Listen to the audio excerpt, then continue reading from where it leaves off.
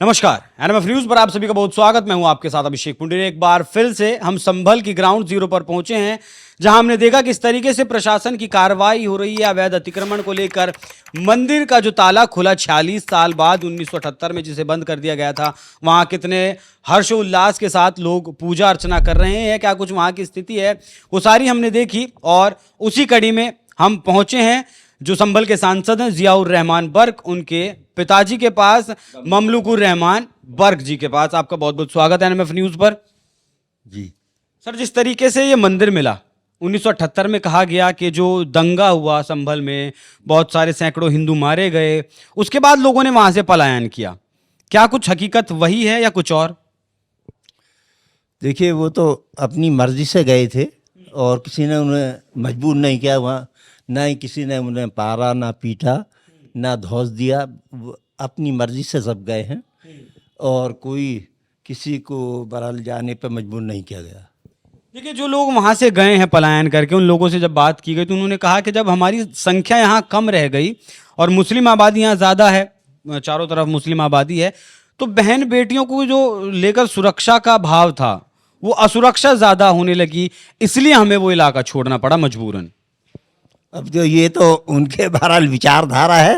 अगर उनके दिल में संदेह पैदा हुआ, क्यों हुआ, क्या हुआ, ये तो वो जाने। लेकिन मुसलमानों ने तो उन्हें जाने पे मजबूर नहीं किया। संभल के मुसलमानों को कोई आपत्ति, ये मंदिर खुल गया, यहाँ पूजा अर्चना शुरू हो गई?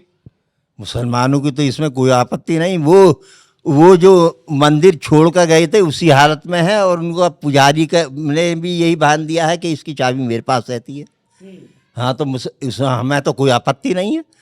लेकिन ये एडमिनिस्ट्रेशन और इन्हें पुलिस को जब कोई सर्वे में कहीं कुछ नहीं मिला, वहाँ पर जामा मस्जिद में, तो उन्होंने कहा चलो एक छोटा सा मुद्दा यही मिल गया, इसे ही बना लो। जामा मस्जिद का तो सर्वे रिपोर्ट अभी नहीं आया है, वहां तो क्या नहीं पता क्या कुछ मिलेगा। लेकिन बराबर में जो कुआं है वहां, उस पर अतिक्रमण किया हुआ था एक मुस्लिम फैमिली ने। नहीं, कुएं को तो वही पाट कर गए थे लोग। हाँ, जिनका मंदिर है वही लोग बंद करके गए थे। नहीं, इसके ऊपर फिर सीढ़ियां बना दी, अपना रास्ता बना लिया, जो सामना मंदिर के सामने बिल्कुल घर है। ना, ऐसी बात नहीं। चलिए, अभी फिलहाल जब हम संभल में आए और देखा हमने संभल को, तो संभल की जो गलियां हैं उनमें बुलडोजर लगातार चल रहा है। जितना भी अवैध अतिक्रमण है, सड़कों के ऊपर किसी ने सीढ़ियां बनाई हैं या फिर किसी ने कुछ और बनाया है, सब कुछ बुलडोजर से ध्वस्त किया जा रहा है। तो देखिए, अतिक्रमण का जहाँ तक सवाल है, हम तो इसके पक्ष में है नहीं। अतिक्रमण जो है वो ठीक है। अगर अतिक्रमण किसने किया है तो वो खत्म होना चाहिए। चलिए, कल जब बिजली चोरी के लिए पुलिस की टीम यहाँ आई और देखा कि 4 मस्जिदों के ऊपर अवैध तरीके से वो छोटे छोटे पावर हाउस चलाए हुए थे, 100, 250, 300, लगभग 300 घरों में बिजली सप्लाई की गई थी। क्या ये सही है लोगों के द्वारा? आपके मतलब ऐसा कहा गया कि आपके मोहल्ले में ही, आपके घर के नज़दीक ही वो मस्जिद है। ये प्रोपंडा किया गया है कि घर के इनके बिल्कुल बराबर में है और ये मंदिर भी बराबर में है। आप देख रहे हैं कि बराबर में हमारे में। मंदिर तो लगभग 200-250 मीटर दूर है आपके घर से। हाँ, और वो मस्जिद भी बता रहे हैं कि मस्जिद तो एक ही है। तो क्या इसमें हुआ है कोई? नहीं, जो अवैध तरीके से बिजली चोरी का मामला मस्जिद पर सामने आया, वही ये मस्जिद चोरी का जहाँ का भी कोई मामला हो तो वो जाने। लेकिन हमारे पास तो कोई भी किसी मस्जिद में ना है। हाँ, ये प्रोपंडा कि इनके सांसद के मकान पर के पास ऐसा हुआ है, ये बिल्कुल गलत।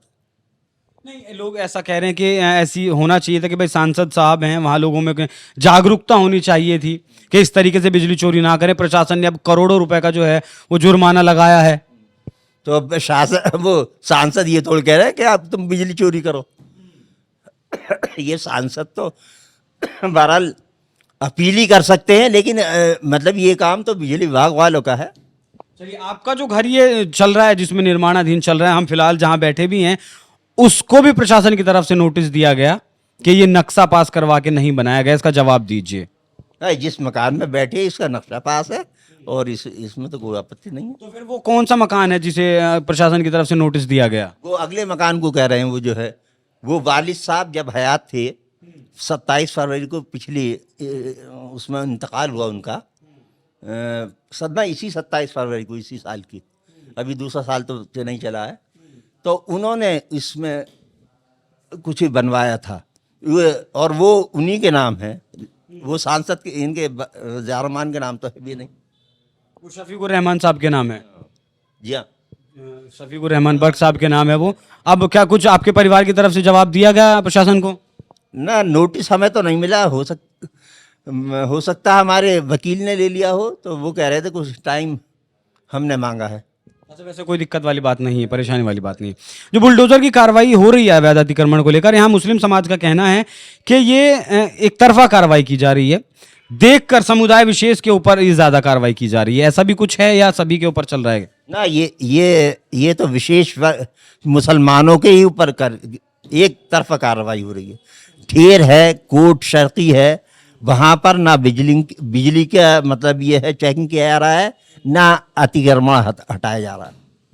हाँ, तो ये एक तरफा कार्रवाई चल रही है। 24 नवंबर को जो हिंसा हुई उसके बाद प्रशासन का कोई रुख बदला यहाँ मुस्लिमों के खिलाफ?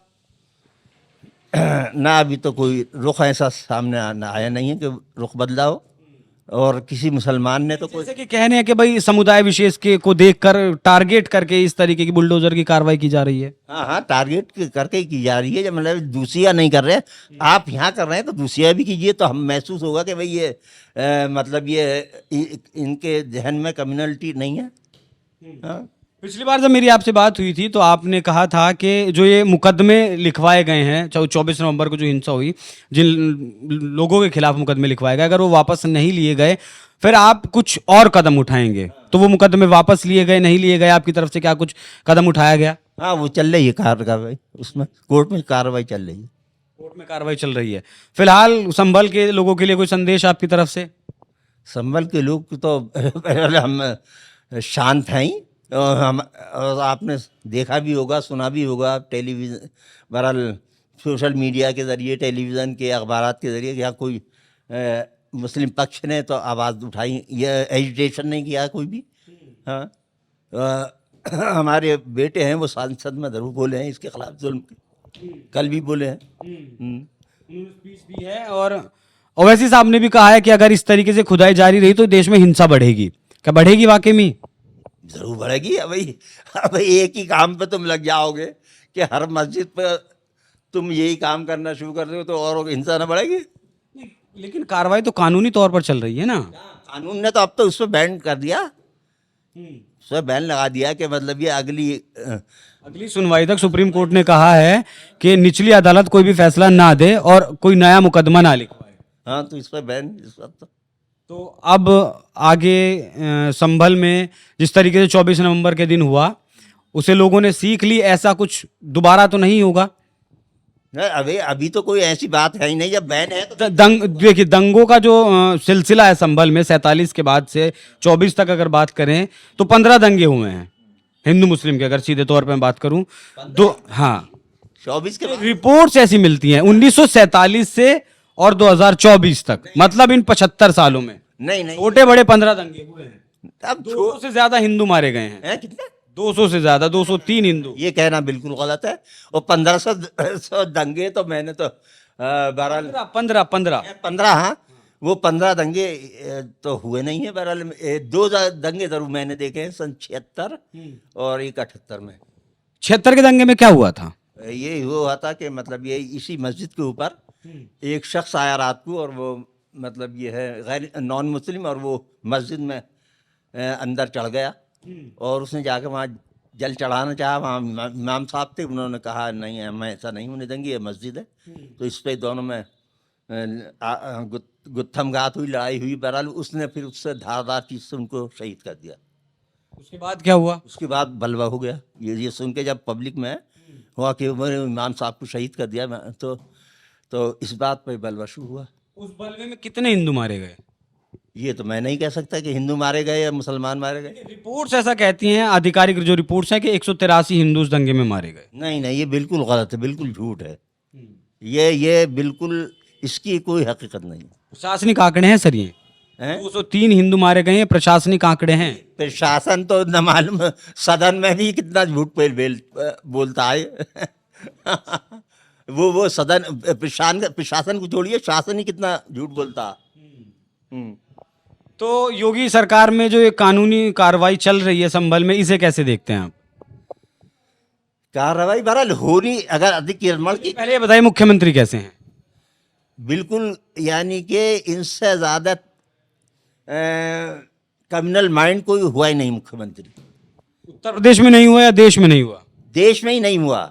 उत्तर प्रदेश की बात छोड़िए, देश में ही नहीं हुआ ऐसा। जो जो खुल के बिल्कुल हिंदू मुस्लिम की बात करता हो, ऐसा आज तक कोई मुख्यमंत्री नहीं आया। शासन कैसा चल रहा है फिलहाल? शासन बहरहाल वही हिंदू मुस्लिम पे चल रहा है, और क्या है। हर जगह ये दंगे कराने और फसाद कराने की ये बात है, ये चल रही है, और क्या। विकास वगैरह नहीं हो रहा प्रदेश में? विकास कोई नहीं है। ऊपर मोदी जी, मोदी जी की वही पोजीशन है जो रोजाना हंगामे हो रहे हैं, सदन नहीं चल रहा। हाँ। तो अडानी वो तो उसमें ही घिरे हुए हैं। नहीं, अब संभल का विवाद उठा है सदन में भी, संसद में अखिलेश यादव ने भी उठाया, जियाउर रहमान ने भी उठाया। तो अब देखना होगा क्या कुछ कार्रवाई होती है। बाकी आपका बहुत बहुत धन्यवाद, आपने जो है हमें वक्त दिया चर्चा के लिए। ये थे हमारे साथ जियाउर रहमान, जो सांसद हैं संभल के, उनके पिताजी ममलुकुर रहमान जी। तमाम मुद्दों पर संभल के हमने चर्चा की, मौजूदा मुद्दों पर, जो पीछे हो चुका उन मुद्दों पर, योगी आदित्यनाथ को लेकर, प्रधानमंत्री मोदी को लेकर, और उन्होंने जवाब भी दिए। जवाब आपको कैसे लगे कमेंट कर जरूर बताइएगा। धन्यवाद। आपके सांसद जिनसे आपकी प्रतिद्वंदिता है, मानता हूं, क्योंकि वहां पे आप में तो तुर्क और पठान का विवाद चल रहा है, मैंने नहीं कर दिया, एक विवाद चल रहा है। आप उनके सामने, माननीय सदस्य के सामने, आप उनके साथ अपनी जड़ें ढूंढ रहे होंगे, लेकिन ये सच्चाई है, ये सच्चाई है, क्योंकि ये तो है ही। सकीफुर रहमान बर्क कभी भी अपने को ये नहीं बोलते थे कि मैं भारत का नागरिक हूं, वो तो कहते थे मैं बाबर का संतान हूं, वो बोलते थे। आप भी मानते हो किस बात को? अब आपको तय करना है कि आक्रांताओं को अपना आदर्श मानते हैं या राम कृष्ण और बुद्ध की परंपरा को अपना आदर्श मानते हैं। भारत के अंदर राम कृष्ण और बुद्ध की ही परंपरा रहेगी, बाबर और औरंगजेब की परंपरा नहीं रहेगी। धन्यवाद।